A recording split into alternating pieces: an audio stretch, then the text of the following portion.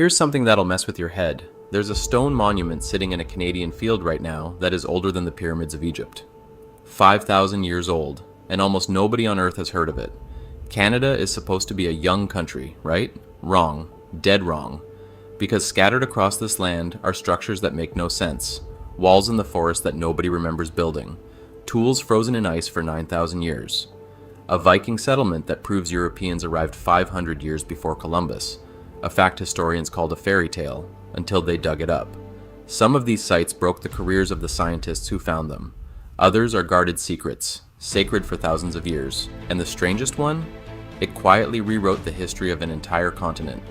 Stick around, because what you're about to see shouldn't exist, but it does. Number 12. The Bayers Lake Mystery Walls. Let's start with something that feels ripped straight out of a horror film.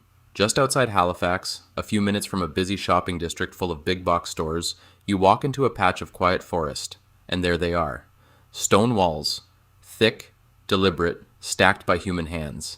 And the moment you see them, one question hits you like a cold wind. Who built this, and why? Because here's the truth. Nobody knows. There's a stone-lined well dug into a hillside. There are low walls that don't seem to fence in anything useful. There's a raised mound that looks almost like a platform. It's organized, it's intentional, and it makes no obvious sense. The most popular theory is that early settlers built it in the late 1700s. Maybe a homestead, maybe a pen for livestock, maybe even a small fort. Reasonable, right? Except there's a huge problem. There are almost no artifacts. No pottery, no tools, no coins, no diary entries, no property records, nothing that a settlement usually leaves behind. And the local soil and weathering patterns have made even dating the walls a nightmare. That empty space where evidence should be? It has fueled wild theories for decades. Some point to Scottish settlers. Others whisper about Vikings landing far from home.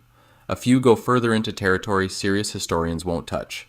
And while most experts still bet on the plain settler explanation, the honest, uncomfortable reality is this. After all this time, we genuinely cannot prove who made them. That's what makes this place so unsettling. It's not in some remote wilderness. It's right on the edge of a modern Canadian city, hiding in plain sight, refusing to explain itself. Your takeaway? The walls sit along a public hiking trail called the Bayers Lake Mystery Walls Trail. If you're ever near Halifax, you can walk right up and touch a real, unsolved mystery. Bring solid shoes, and let your imagination run a little wild. Number 11. The Shaguianda Site. Now let's talk about a discovery so explosive it destroyed the career of the man who found it. Picture Manitoulin Island, the largest freshwater island on the planet, sitting in the middle of Lake Huron. On a rocky quartzite ridge there, in the 1950s, a Canadian geologist named Thomas Lee started digging. And what he pulled out of the ground stunned him. He found stone tools buried inside glacial deposits. That detail matters enormously, because if those tools were sitting under Ice Age glacial material, it could mean humans were living here long before anyone thought possible. Lee suggested a jaw-dropping range, in some estimates stretching back tens of thousands of years. That claim slammed headfirst into everything mainstream science believed at the time. And the reaction wasn't curiosity, it was hostility. Major journals refused to publish his findings. His interpretations were mocked and dismissed. His professional reputation took a beating he never fully recovered from. The site got quietly abandoned, almost like the establishment wanted the whole thing to just disappear. Then, decades later in the 1990s, a new team returned to reinvestigate. Their conclusion cooled things down. They argued the site is closer to 9,000 to 10,500 years old. Still incredibly ancient. Still one of the oldest known sites in the entire region, but not the earth-shattering bombshell Lee had claimed. Here's the mystery that lingers, though. The dating debate has never been fully, cleanly settled. Some researchers still feel Shaguianda was dismissed too fast, its questions buried along with its trenches. One writer literally called it a neglected archaeological mystery, a site that might still be hiding answers we walked away from. Your takeaway. Shaguianda is a powerful reminder that science isn't always a tidy march toward truth. Sometimes a discovery is too big, too early, too threatening, and it gets shoved aside. Makes you wonder what else got buried simply because it arrived before the world was ready to believe it. Number 10. The Peterborough Petroglyphs. Imagine walking up to a single, enormous slab of white marble lying flat in the Ontario forest. Now imagine that carved across its surface are more than 900 images, figures, animals, serpents, boats, suns, and strange human-like beings staring back at you across the centuries. This is the largest known concentration of ancient rock carvings in all of Canada, and standing over it, you can't shake the feeling that you're reading a message meant for someone else. The Anishinaabe people call it Kinomagawapkong, the rocks that teach. And that name is perfect, because this place is a kind of school carved in stone. The images date to the pre-Columbian era, most likely somewhere between 600 and 1,100 years old, painstakingly pecked into the soft marble by ancestors who came here for reasons that were clearly spiritual. But here's where it gets mysterious. While indigenous oral tradition still preserves the meaning of some of these symbols, many of them remain undeciphered. We can see a shaman here, an animal there, but strung together, the full story escapes us. We're looking at a language of pictures we only partly understand. And then there's the detail that sends people down rabbit holes, the boat imagery. Some of the carved vessels, with figures and rays above them, have been compared by curious observers to sunboat symbols found in completely different cultures across the ancient world. Serious scholars firmly reject any direct connection, and they're right to be cautious. But the resemblance is striking enough that the debate simply refuses to die. Your takeaway: the carvings are now sheltered inside a protective building, because acid rain and weathering were slowly erasing them forever. When you visit, you're not just looking at ancient art. You're standing inside a library written in stone, one where we can read a few pages, sense there's a profound message in the rest, and still can't quite translate what our ancestors were so desperate to teach us. Number 9. Serpent Mounds. High on a point of land overlooking Rice Lake near Keene, Ontario, the ground itself takes on a life of its own, because rising out of the earth is a long, curving ridge of soil, a giant serpent sculpted from the land, its body winding across the landscape. This is the only serpent-shaped burial mound in Canada, and once you know what you're looking at, it's genuinely eerie.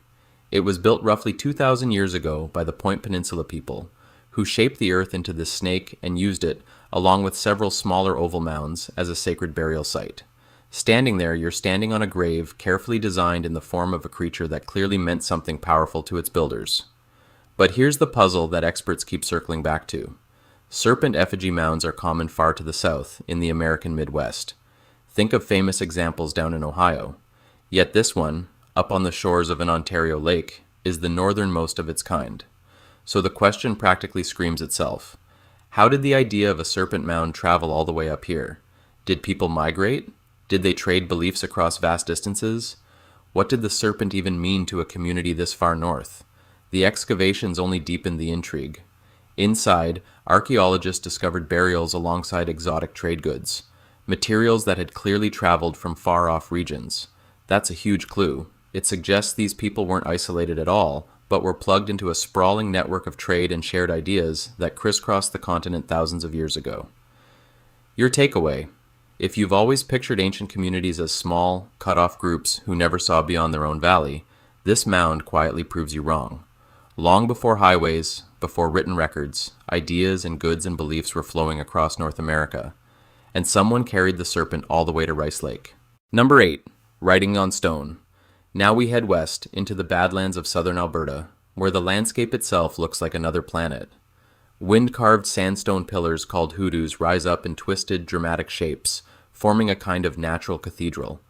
And across the faces of these stones is something breathtaking: the largest collection of indigenous rock art on the entire Great Plains of North America. Thousands upon thousands of carvings and paintings, covering the rock like pages torn from a giant open book. To the Blackfoot people, this place is Áísínai'pi, and it is profoundly sacred.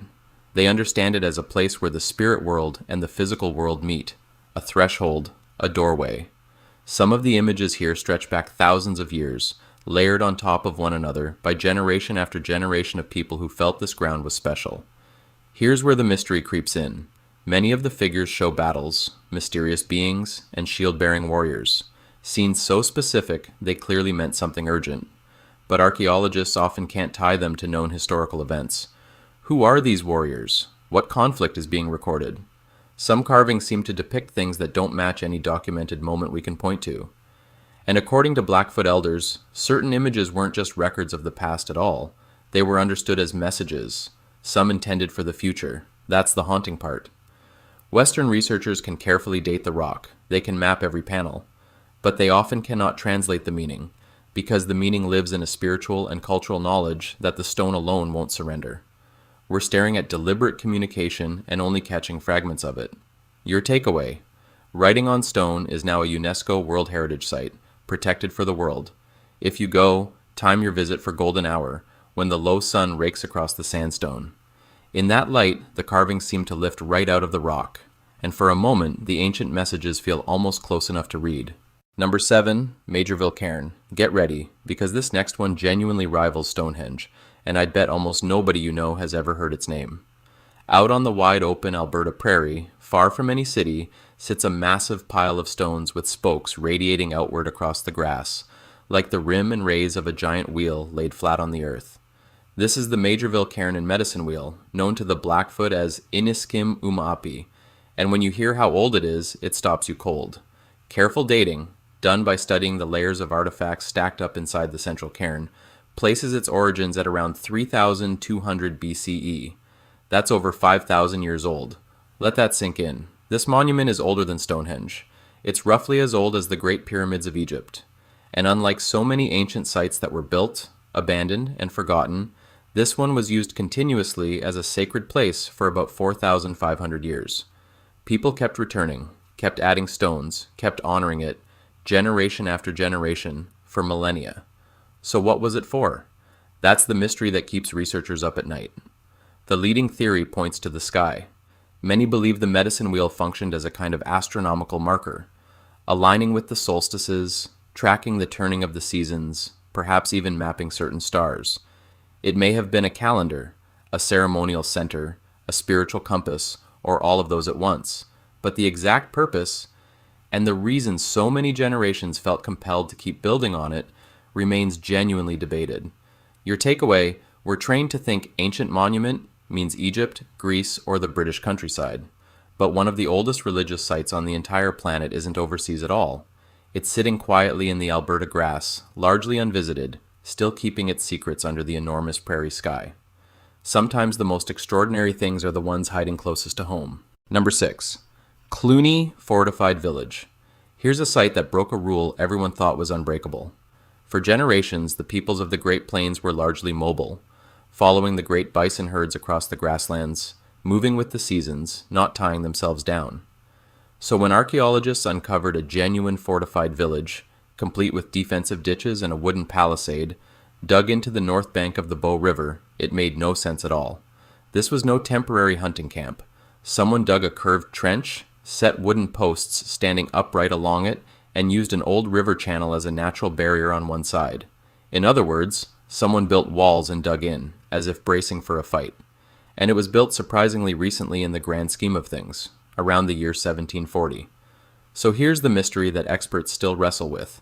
This particular style of fortified earth lodge village doesn't belong to the local plains tradition at all. It matches the building style of peoples from the upper Missouri River region, hundreds of kilometers to the south. So the questions stack up fast. Who traveled all this way north? Why did they build fortifications here, in a place with no such tradition? And who exactly were they afraid of? One of the most fascinating theories ties it to a game-changing arrival: the horse. Horses had only recently been introduced to the plains, and they were extraordinarily valuable, practically living treasure. Some researchers suggest these walls may have been built to contain and protect horses from theft. A fortress, in other words, for the most precious new asset on the continent. Whatever the answer, one thing is certain: it's considered completely unique in Canada. There's no other site quite like it. Your takeaway: Cluny captures a rare electric moment of change. The instant when horses, outside cultures, and old ways all collided on the plains, and somebody decided the safest response was to build walls and hold their ground. Number 5. C'est quoi? Charlie Lake Cave, British Columbia. Now we travel deep into northeastern British Columbia, to a quiet rock shelter tucked into the landscape near Charlie Lake. It doesn't look like much from the outside, but this modest cave, known as Tsekwa, meaning rock house, holds a story that reaches back an almost unimaginable 12,500 years. That makes it one of the oldest known sites in all of North America. People were here as the Ice Age itself was still loosening its grip. Inside, archaeologists uncovered ancient stone tools.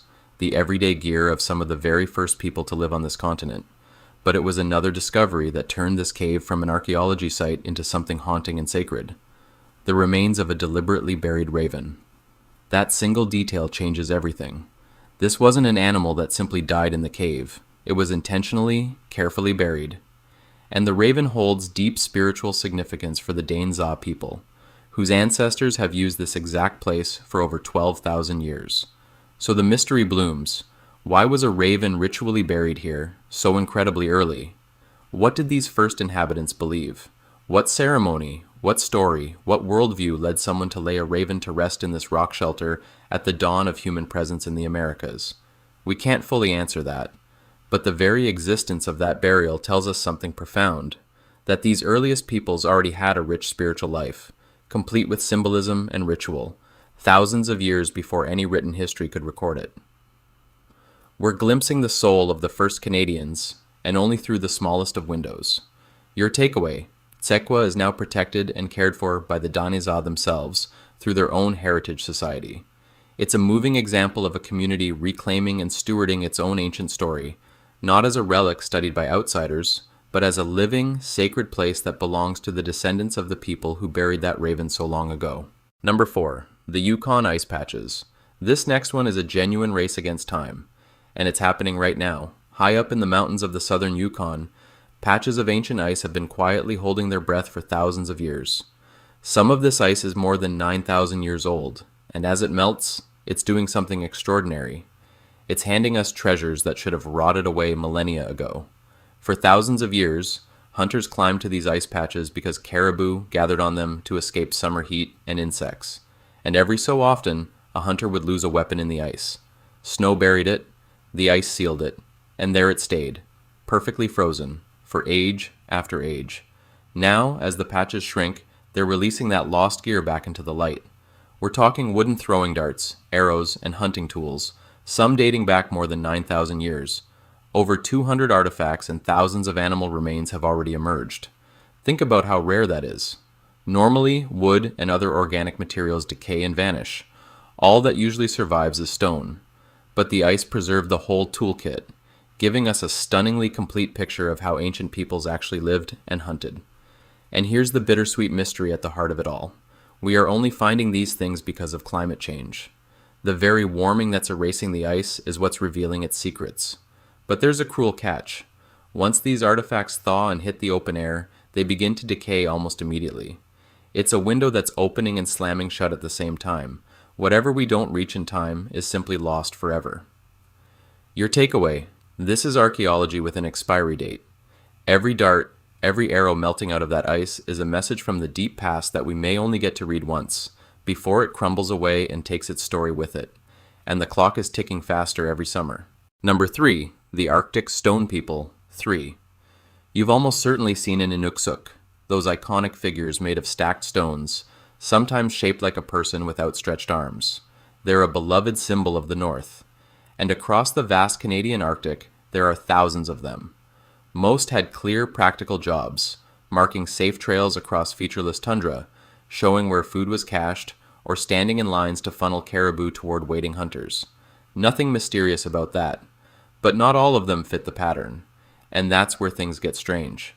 Scattered across the remote Arctic, including islands out in the Labrador Sea, are certain stone structures that simply don't match the usual explanations. Some are massive monoliths, described by Inuit elders as arriving with no obvious reason for being there. One respected voice, elder and former member of Parliament Peter Itnuar, pointed to structures where, in his words, there was no reason for the local people to have built them, and yet there they stand, deliberate, heavy, placed by someone, on windswept, near-empty land. Here's the deeper puzzle. The Arctic wasn't just home to the ancestors of today's Inuit. It was also home to earlier peoples, the Dorset and the Thule, who lived and built there long ago. Telling their ancient structures apart from later Inuksuk is genuinely difficult, and some formations resist easy classification altogether. Were they navigation markers for routes we've forgotten? Ceremonial sites? Boundary markers? Something we haven't even thought to imagine? In such a harsh, unforgiving place, every stone was placed with purpose, which makes the ones we can't explain all the more intriguing. Your takeaway. The next time you see an Inuksuk used as a friendly logo or a garden decoration, remember this. Out on the real Arctic tundra, some of its ancient cousins are still standing in silence, placed by hands thousands of years ago, for reasons that vanished with the people who stacked them, and that we may never fully recover. Number 2. The Debert site. We're heading back east now, to a place near Truro, Nova Scotia, that holds one of the oldest and most important early human sites in all of northeastern North America. How old? Around 13,000 years. Try to picture that. When people camped here, the great Ice Age glaciers were only just retreating, and the land was raw, cold, and utterly transformed. A world you and I would barely recognize. These were Paleo-Indian hunters, among the very first human beings to set foot in this entire region. They followed caribou across the thawing landscape, and they made camp at Debert. When archaeologists excavated the site in the 1960s, they found the intimate traces of daily life, fire pits, tool-making areas, and the distinctive fluted stone points that are the unmistakable calling card of the continent's earliest peoples. It's one of the largest sites of its kind in North America. But so much remains unexplained. How did people even survive in that brutal post-glacial world so soon after the ice melted? Where exactly did they come from? What route brought them to this far northeastern edge of the inhabited world? And where did they go afterward? Debert sits right at the very frontier of human presence in this part of the continent, the leading edge of humanity spreading into a brand new land. And despite everything we've found, that frontier still holds enormous gaps in the story. For the Mi'kmaq, though, this isn't a distant scientific puzzle. It is deeply sacred ground. They describe the place with a phrase that says it all. Ancestors live here. It's not an abandoned ruin to them. It's a living connection to the people who came first. Your takeaway. Debert is essentially a record of first contact, not between two peoples, but between humans and an entirely new world. And the humbling truth is, even after all these decades of digging, we've only just scratched the surface of who these first arrivals really were. Number 1. L'Anse-aux Meadows. And here it is. Number 1. The site that didn't just puzzle historians. It rewrote the history of an entire continent. On the windswept northern tip of Newfoundland sits the only authenticated Viking settlement in all of North America. Around the year 1000 AD, nearly 500 years before Christopher Columbus was even born, Norse explorers crossed the raw, brutal North Atlantic, landed on this shore, and got to work. They built turf-walled houses, a forge for working iron, and workshops. They lived here. This is hard, undeniable, physical proof of Europeans standing on American soil half a millennium ahead of the story we all learned in school. Here's what makes it so dramatic. For centuries, tales of Viking voyages to a mysterious land they called Vinland were dismissed as pure legend. Just colorful myths scribbled into Old Norse sagas, fun stories with no basis in fact. Serious historians waved them away. Then, in the 1960s, this site was excavated, and suddenly the fairy tale was standing right there in the ground. The legend was real. So why is the number 1 unexplained structure a site we've actually confirmed? Because proving the Vikings were here only cracked open a whole new set of mysteries. How far did they really explore beyond this single base camp? They clearly ranged out to gather resources, but how far? Why did they abandon the settlement after such a short time, walking away from a foothold in a new world? And the biggest question of all, where exactly was Vinland? L'Anse-aux Meadows proved the Vikings came. But it left us with more questions than it answered. Your takeaway, it's now a UNESCO World Heritage Site with reconstructed longhouses you can actually walk through. And when you stand there, remember what that ground represents. The precise spot where, 1,000 years ago, 2 halves of the world reached out and touched for the very first time. So there you have it. 12 ancient structures in Canada that still refuse to give up all their secrets. From walls hiding behind a shopping mall, to a monument older than the pyramids, to Vikings who beat Columbus by 500 years. Now I'm genuinely curious. Which one blew your mind the most? Was it the 5,000-year-old medicine wheel sitting quietly in the Alberta grass? The ancient tools melting out of the Yukon ice right now? Or the buried raven whispering secrets from 12,500 years ago? Drop your answer in the comments. I read every single one, and I honestly want to know which mystery got under your skin. If you enjoyed this journey through Canada's hidden past, do me a favor and smash that like button. It really does help the channel. And make sure you subscribe and turn on notifications so you don't miss what's coming next. If you're hungry for more mysteries like these, check out the video popping up on your screen right now. Trust me, it's a good one. One last honest note before you go. When we say unexplained, we mean that science is still debating, not that any of this is supernatural. And here's something worth sitting with. For many of these places, the indigenous nations who have known them for thousands of years hold knowledge and meaning that Western archaeology is only beginning to appreciate. So the mystery isn't always that no one knows. Sometimes it's that we're finally learning to listen. Thanks for watching. I'll see you in the next one.